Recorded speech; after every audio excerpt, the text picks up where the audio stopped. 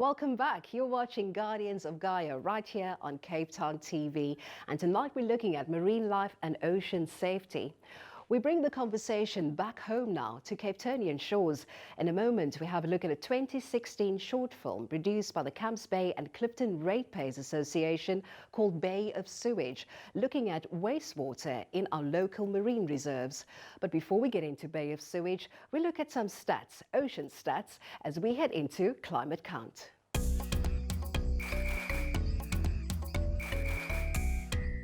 Oceans cover 71% of the Earth's surface, and there are 500 more pieces of microplastics in our oceans than there are stars in our galaxy.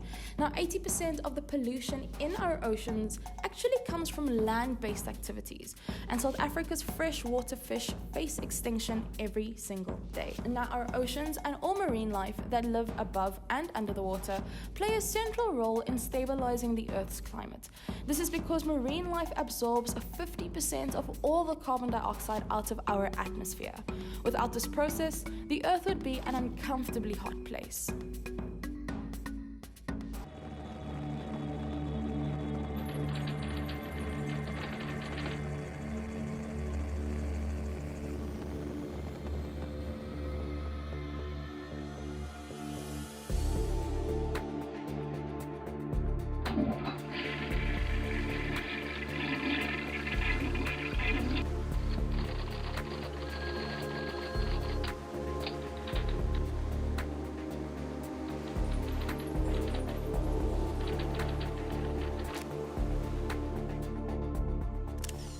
So when I first flew over, I saw a large white plume with seagulls buzzing around it, and it was marked exactly on the chart at that position, so I knew exactly that it was a sewage plume. My name is Jean Tresson. I'm an underwater and aerial cameraman and a marine conservation photographer, so I try and highlight issues of marine conservation to the public. This was last year in around March. I've seen it a few times before, but really started photographing them last year to show to the public. I posted it on social media and try to get some public awareness around this. Cape Talk picked up the story and they contacted the council, who claimed it was from a passing ship. So quite often when flying over, I've noticed the plume stretching all the way to the beach and once or twice right against the beach. And the sewage will be drifting ashore basically. The excreta of humans and animals carry a vast number of what we call pathogens. They are disease-causing organisms, and they are capable of infecting other people and spreading disease.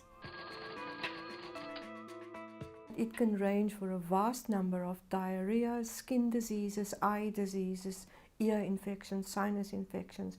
A large number of these diseases are present in other human beings. They excrete those organisms along with the excreta, and that forms a pathway of infection, and other people can pick that up.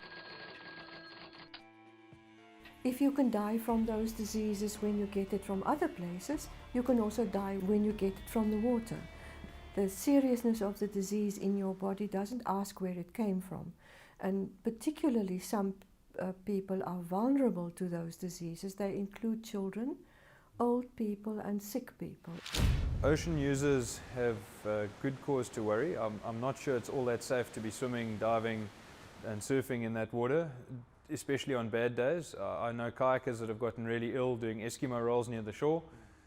This is clearly a health hazard. At the moment, the health hazard is restricted to water users. So, I think for beachgoers it's still safe, but I wouldn't dig too deep down in the sand. I certainly wouldn't want my own toddler playing in the sand on Camps Bay Beach.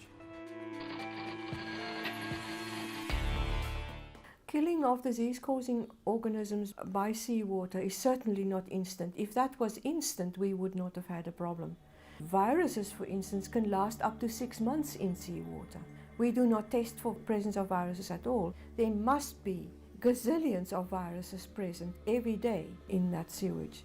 So yes, it certainly can survive and it can build up as well.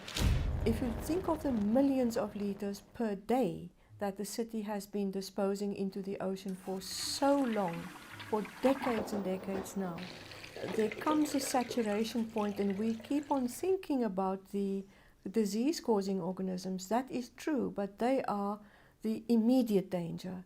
The longer term danger, which has been building up and building up over this time, is the heavy metals and all of those chemical compounds that do not break down so easily.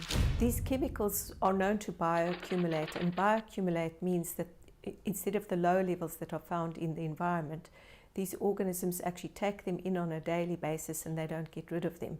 So these compounds stay within the creature, and it's not just one compound, it's many different compounds. You can just think about your household in terms of the dishwashing and the liquid soaps and the disinfectants and the pesticides and herbicides and dyes and pharmaceuticals and coffee and painkillers, etc., that go into your waste stream every day, and all of that is reporting to the ocean undecomposed. Many of these chemicals are bad because they are endocrine disrupting, or they are carcinogenic, or they can lead to feminization of fish populations, and it will ultimately cause these creatures to die off, and not so long into the future. And there's also the food chain to think of. The small little things in the ocean get eaten by the bigger things in the ocean, and we go and eat the big things. We also are not resistant to those chemicals because we've never met them before. And if it's happening to fish, it's happening to us. The Camps Bay outfall is really close to Maiden's Cove and really close to the beach itself. I believe the distance is supposed to be 1.3 kilometers. The pipeline is 1.3, 1.4 kilometers long. It certainly isn't 1.3 kilometers from the nearest landfall. That, roughly estimated, is only about 700 meters from the nearest landfall, which is at Maiden's Cove. There certainly is a very good chance from 700 meters out that a lot of that sewage from time to time will make landfall.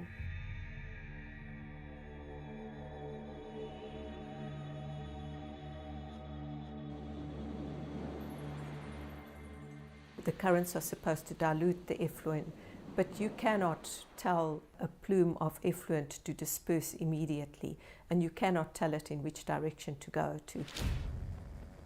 One of the cardinal rules is never to discharge that into a bay.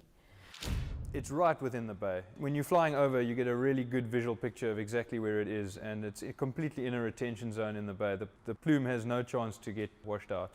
A bay is a semi-enclosed body of seawater. The turnover of fresh seawater there is not nearly as much as the open ocean. There are currents and eddies, and some of them make landfall under different weather conditions. So the city relies on the fact that it works like an open ocean, and it doesn't. Catch the rest of this documentary on YouTube by simply searching Bay of Sewage.